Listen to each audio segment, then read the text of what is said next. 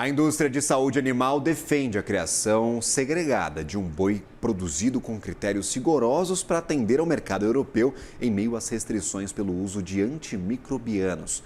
O diretor editorial do Agfeed, Luiz Fernando Sá, tem detalhes ao vivo conosco.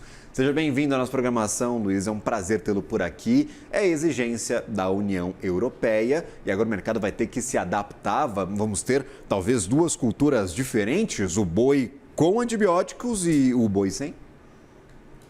Bom dia, Gabriel. Bom dia a todos. É mais ou menos por aí, né? Aquela coisa do cliente sempre tem razão, tem que correr atrás e atendê-lo, né? Mas para dar um pouquinho de contexto, né, e lembrar um pouquinho aí essa que é uma das principais questões da nossa diplomacia agropecuária, digamos assim, essa discussão aí com a União Europeia em torno do uso de antimicrobianos no manejo sanitário dos nossos rebanhos, né?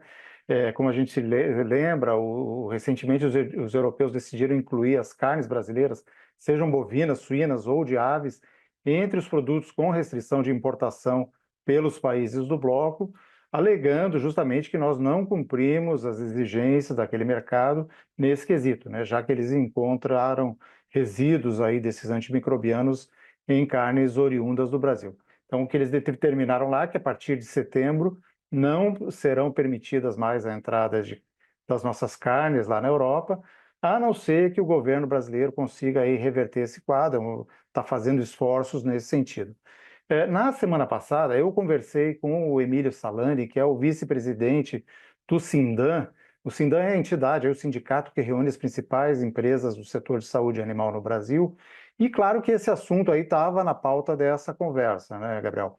É importante dizer que são essas indústrias, né, que fornecem esses antimicrobianos.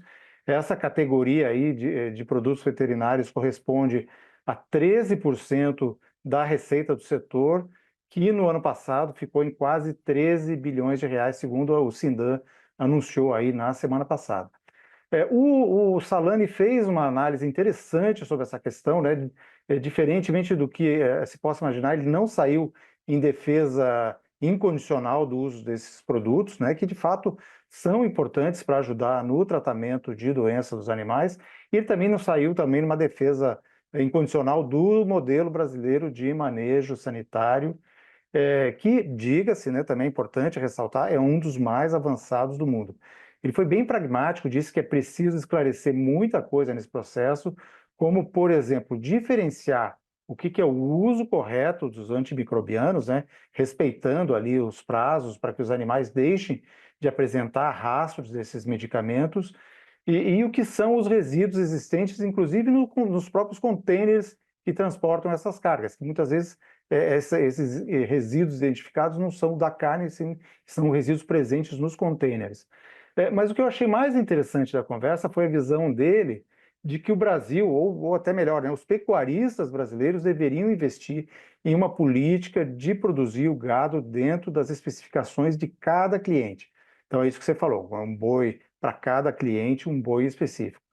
No caso, né, ele chamou de Boi Europa, né, que é justamente o que atende aí às demandas e protocolos exigidos pelo mercado europeu. Não é uma tarefa simples, mas também não é uma tarefa inédita, viu, Gabriel? Ele lembrou que hoje nós ofertamos aí no mercado o chamado Boi China, né, que exigiu dos pecuaristas uma evolução na genética e no manejo do gado para atender ao pedido dos clientes da China, né, como o nome diz, que queriam um animal com maior peso, em idade mais jovem, com especificações claras de aproveitamento de carcaça, entre outras questões. Bom, isso abriu oportunidades importantes para a indústria da carne brasileira, né? E garantiu aí uma conquista importante de mercado lá na China. No caso europeu, o desafio seria segregar essa produção, né? Tratar esse gado aí de uma forma mais complexa, para um cenário tropical, né, onde o gado está exposto a mais doenças e, portanto, mais sujeito à necessidade de usar medicamentos, né, que são esses antimicrobianos.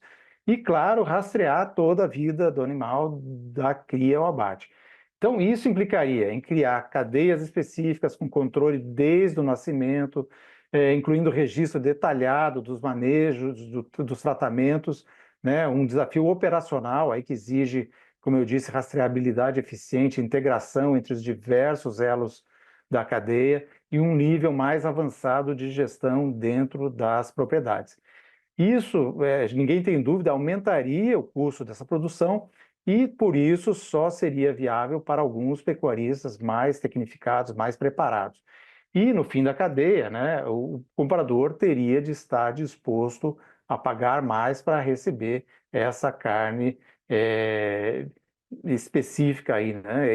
O dirigente lá, o Salani, ele usa uma analogia curiosa para defender essa tese. Ele diz que a pecuária brasileira precisa deixar de ser tratada como uma sapataria, né? Onde aquela sapataria que vende apenas volume a baixo custo, para virar uma vitrine de produtos de alto valor agregado, né? Sobre as restrições aí europeias ao uso dos antimicrobianos, como melhoradores de desempenho, também é importante dizer que a Europa não proíbe que se use como medicamento para tratar doenças, né? Senão tem uma perda aí de gado muito grande. Mas em alguns casos se usava ali como um melhorador de desempenho. Ele diz que o dia que, justamente que o dia que o Brasil deixar de ser uma sapataria, nós não vamos sofrer mais reveses como esse que a Europa agora nos apontou aí, né? E disse que a Europa, se ela quer esse animal específico, sem contato com o antimicrobiano ou com mínimo contato com o antimicrobiano, vai ter que pagar mais por isso, assim como paga por um sapato feito com couro especial, com design, manufatura de alta qualidade. Ele ressalta que o Sindan está trabalhando em conjunto aí com entidades como CNA, a ABEC, a BPA e o próprio governo, né, para garantir protocolos de segregação e rastreabilidade que atendam às exigências específicas dos europeus, sem prejudicar esse arsenal terapêutico aí que é necessário para o bem-estar animal.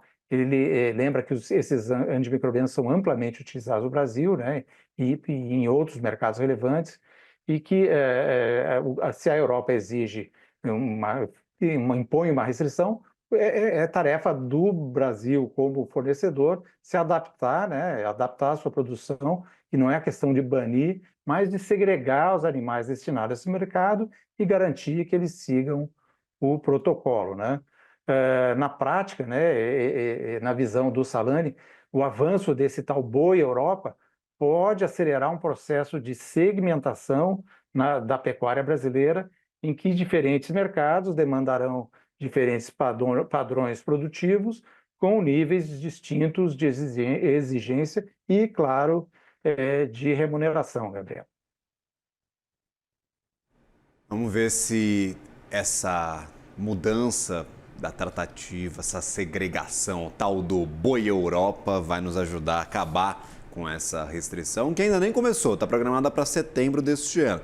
E aí o governo brasileiro está tentando fazer com que a Europa ceda. A Europa quer documentos mais detalhados sobre essa diferença dos bois que usam ou não estes antimicrobianos, sobre a alegação de influenciar para a criação de superbactérias na região. Então vamos aguardar. Torcemos para que isso dê certo e para que este custo maior seja recompensado com valores também maiores na venda de carne lá para a Europa.